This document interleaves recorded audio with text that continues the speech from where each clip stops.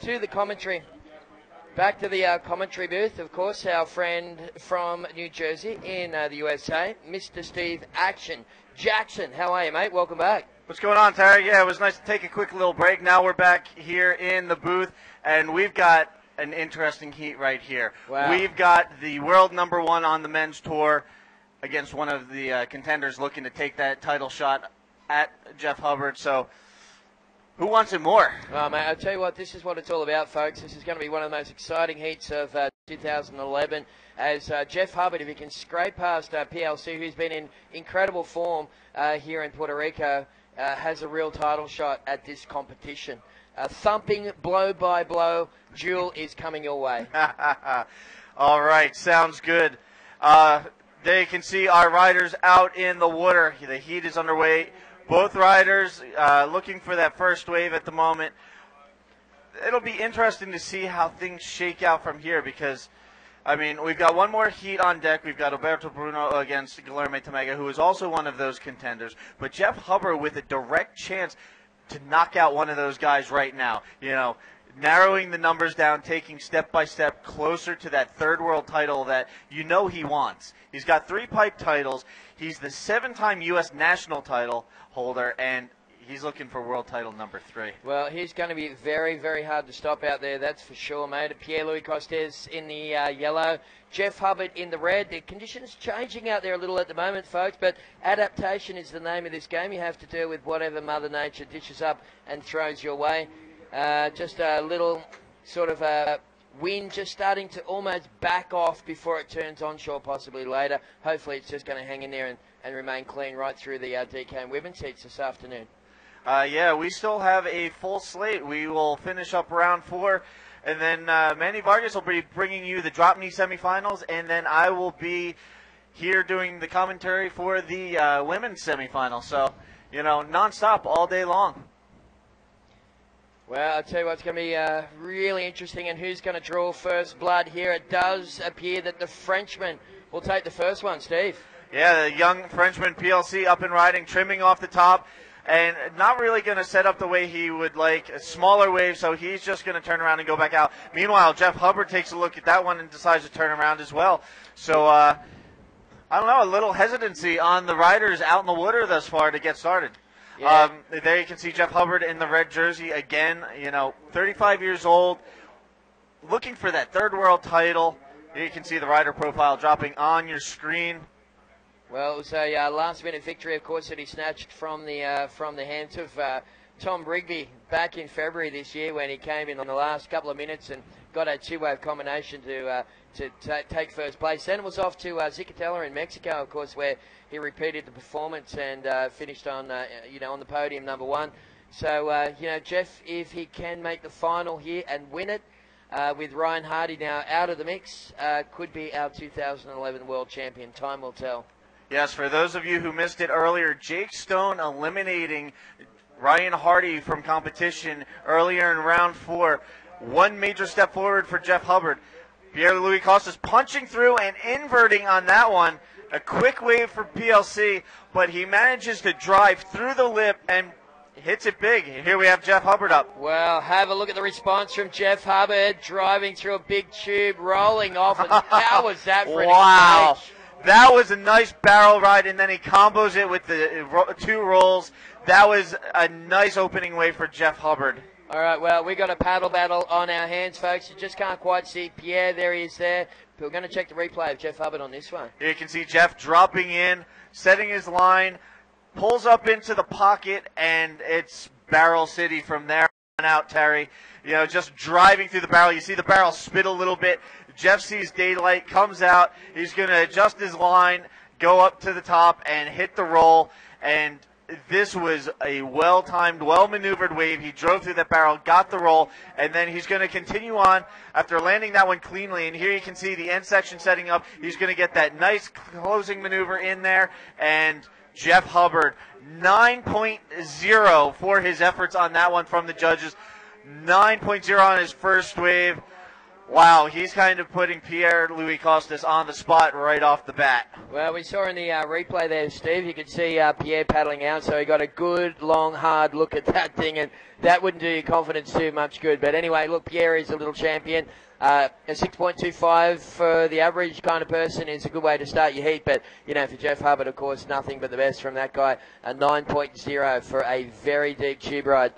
What a fantastic way to start his campaign. He must be, the pressure will be right off now. He can just go and relax, and here he's at it again. Jeff Hubbard up and riding, drops in, driving down the line, and gets around the section, looking ahead, gets a nice clean roll off of that section, follows it up with another roll. So Jeff Hubbard coming out here pretty strong. He did this earlier in the previous round, and he's picking up where he left off. Yeah, well, blasting out of the gates with a barnstorming start there for Jeff Hubbard. And I tell you what, that puts the Frenchman right on the back foot. And it's going to be interesting to see what sort of a response Pierre Louis Costas has to that. Scores dropping for Jeff's second wave. We're going to just check the replay, but you can see real nice. Always very poetic surfer. Always uses the energy, the waves' energy to his advantage. Always surfing in the pocket. Knows the criteria really well. And that was just the tail end of another good ride. That was a 4.8. So right now Pierre's in second. He holds first priority and he chases a 7.56. Yeah, I've seen Jeff Hubbard annihilate everything from 2-foot to 20-foot surf. One of the most well-rounded riders out there. There's a reason why he pretty much has living legend status, pretty much locked up. And there you can see Jeff coming out pretty strong out of the gates. Pierre Louis Costas received a 6.25 on his last wave. Jeff a 4.8 on his last effort, but starting off with the 9.0, so he has a combined 13.8 out of 20 at the moment. Meanwhile, Pierre looking for something a little more substantial to try and catch up with Jeff in this heat. Well, it's all happening, folks, and this is what it's all about here in Puerto Rico. Coming up next, Roberto Bruno, the all-Brazilian affair, will take on someone that he probably idolized as a kid, is Glemmy Tamiga. So, well, it's going to be interesting to see. Tamiga, of course, is one of the front runners, sitting at the front of Group B, and be interesting to see how GT goes in the next one. Yes, Guilherme Tamiga, I'm sure, is on the beach right now, not only preparing for his heat, but keeping a close eye on this heat, as we have not only the world #1, but one of the fellow title contenders. You know, a lot coming into play in these final two heats, with 3 of the 4 riders in these 2 heats in contention for that title. All right, well, don't forget, coming up a little later on, we're going to see the girls will be out there, our semi-finals. And, Steve, you got the list there, mate. Who can we look forward to watching the action with? It looks like in the semi-finals, we are going to see Carla Costa-Taylor against Isabella Souza, the 2 Brasileiras out in the water together. And then in semi-final #2, we're going to see Natasha Sagardia and Lily Pollard. So that's on deck. Also, later on in the drop knee semifinals, we're going to see Damian King against Amari Laverne, and then we're going to see Cesar Bauer against Dave Hubbard. Yeah, so lots of action coming your way, folks. So make sure that you stick around. Okay, a little break in action. We're going to cross down live to the winner of the previous heat with Yuri Valadeo having a talk with Shaggy. Take it away, my man. Guys, I'm down here with Uri Valadao. Uri, felicidades, congratulations. ¿Cómo están las olas? Ahora está increíble. Todos los riders haciendo manobras y tubos incríveis. Eu penso que Puerto Rico é um dos sítios mais incríveis que já conheci de olas. Não para todas as semanas, olas. Correndo muitas olas buenas aqui. Muito contente. He said it's amazing. The waves are just incredible. He said Puerto Rico is a great place for waves. I've had waves almost every day we've been here. Ahora dicemos de tu tubo, 2 rolos, creo que eran. ¿Cómo están? Sí, tive suerte de correr, as olas quadraram para mim, eu estava em sintonia com as olas e foi muito bueno que ganhar de Winnie, que para mim é um dos melhores riders australianos, é incrível, estou muito contente por passar esta manga e agora manter a mesma concentração para tentar ir hasta la final. he's saying, yeah, he's very lucky to get the waves that he got. He said Winnie's a very hard competitor. He's very happy with everything that's happening, and he's very content. And Pierre just got an amazing barrel. And yeah, he's just happy and looking forward to surfing in the finals. Queres dizer algo a Brasil?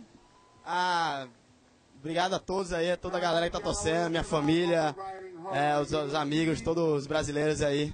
Curtam esse campeonato, tá alucinante, altas ondas. Valeu. There you go, back to you guys. Thanks, Yuri. Had a quick wave exchange from PLC and Jeff Hubbard. Hopefully we'll be able to queue up a replay, but in the meantime we'll wait and see what the judges score on that one. All right, well, here's the replay of PLC, and have a look at this one. We saw the good deep tube ride from Jeff Hubbard earlier. PLC said, hey, I can do that sort of stuff too, don't worry, and that is almost in the same league. I tell you what, that wave is absolutely perfect. Look how clean that is there, Steve. An unbelievable clean barrel ride, driving through, then he heads up, hits the roll, coming out of the barrel. Nice barrel to roll combination, and then he ties in the spin with that as well. Icing on the cake there for PLC on that one. Well, judges will be doing a direct comparison with Jeff Hubbard's previous wave with that one for PLC. Meantime, of course, Jeff Hubbard got himself a high-flying invert. There it is there. And have a look at the extension on that thing. Absolutely perfectly timed. Uses the M-zone to cushion the landing and just rides out of it perfectly. Lifts the hands in the air and says, take that, you cheeky little Frenchman. Unbelievable wave exchange. And it looks like PLC is going to score an 8.8. Jeff with an 8.0. That means right now Jeff has a combined 17 out of 20. PLC needs an 8.21 or better to catch Jeff for that top advancing spot. Right now, Jeff looking pretty stout out in the water. 9.0 and an 8.0 for his two high scores. All right, well, I'm pretty sure that it's the fellow in yellow, the Frenchman, Pierre-Louis Costes, that holds first priority. And 8.21, mate, when you're looking at this much talent and the water's not out of the question, we've seen the waves here. They're offering, plenty of scoring potential. Lots of, there's only two guys in the water. There's plenty of time to go with 11 minutes remaining. So I hope you guys at home are enjoying it as much as Steve and I.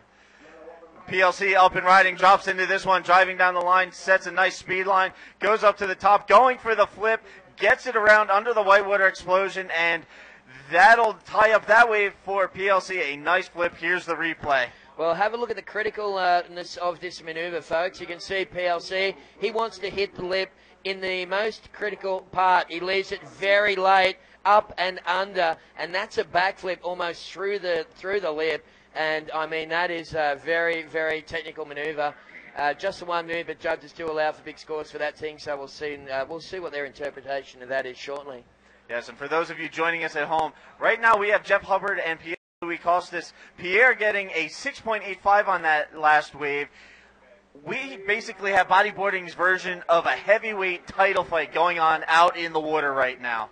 Yeah, it's like the rumble in the jungle, except for it's in the water. And there goes once again the Frenchman. Big backflip. Here's once again an instant response. No, he's decided to let that one go. But Pierre's just flipping out left, right, and center. And I tell you what, let's see if we can get a bit of a replay of that one, and we'll check it out. But he's just been connecting the dots all the way through that last ride. Again, I cannot reiterate enough. Right now, this is a critical heat in this event in the World Tour title chase. We have the world number one, the top-ranked rider in the world, and this guy, PLC from France, still in the title hunt, trying to make his voice heard in this whole thing. There you can see PLC hitting that section a little late, comes down almost under the lip, still able to get the maneuver around and come out through the whitewater. Believe it or not, mate, he got the score that he needed. He got an 8.3, so he's holding on to an 8.3 and an 8.8. And Jeff Hubbard's now gone to second and requires an 8.1. So he said, this kid's not going to lie down and take it. And let's see what sort of response Jeff Hubbard's going to have. But this is shaping up as one of the best heats of the year. And we called this, this morning when we saw it. Before they even came up against each other, I said, if Uri Martinez won that heat or if Magno won it, we'd see this clash. And I'm so happy that it's come out. You can see a little rainstorm in the back there as we go through the situation. Yeah, there you can see the wave-by-wave score breakdown. Pierre with high scores of 8.8 and 8.3. Jeff Hubbard with a 9.0 and an 8.0. So Jeff is looking to improve upon that 8.0. Needs an 8.1 or better to supersede Pierre for the lead. Yes, as Terry was saying, when the round 4 matchups were printed out and this was put in front of me, my eyes immediately went to this heat, Heat 7. I was like, oh my Lord, Jeff Hubbard versus PLC. This is a title matchup if ever there was one. Well, you know, it will go to Galdar for the Fronton Pro if Jeff does fall in this heat. So, you know, it's all happening at the moment. He is on the back foot at the moment, folks. Jeff Hubbard in second, chasing an 8.1. And we are down to about 8 minutes remaining in his second last heat of round number 4. Yes, and real quick, while we have a break in the action, I'd like to give a quick shout to our sponsors. Coors Light, the official beer of the Encanto Pro. El Nuevo Dia newspaper. Gasolina, party in a pouch. ATH Evertech. Parador Villa del Marjal, the official hotel of the IBA Encanto Pro. And here we go. It looks like Jeff Hubbard up and riding on this one, Tessa. Yeah, well, Pierre sold him that one, and it was a bit of a suck-in wave. You can see Pierre just, that's a really good use of the priority system. He sold it to him. That never really had too much potential on it. Pierre pretended to go for it, forced Jeff into sort of taking it, and in the end, left in the lineup. He is going to have a look at this one. We might just stay with the action.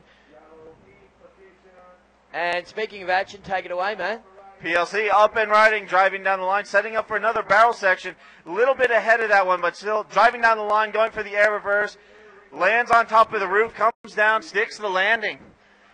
Wow, right now PLC really trying to make a case for his title contention, trying to take out the world #1 in this heat here in round 4. Well, check the replay on this one, folks. You can see Pierre just stalling and driving a beautiful line. He really does have a nose for a tube, this kid.